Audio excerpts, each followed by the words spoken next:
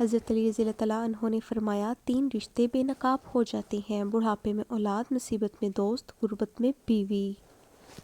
حضرت علی نے فرمایا اگر کوئی آپ کی فکر کرتا ہے تو اس کی قدر کرو، کیونکہ دنیا میں تماشائی زیادہ اور فکر کرنے والے بہت کم ہوتے ہیں۔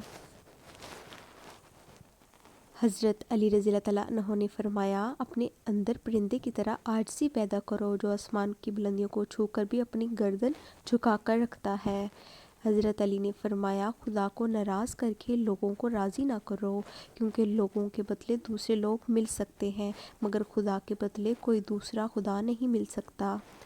حضرت علی نے فرمایا لوگ 2 طرح کے ہیں، ایک سخی لیکن ان کے پاس پیسہ نہیں ہوتا، دوسرے مالدار مگر وہ کسی کی حاجت روائی نہیں کرتے۔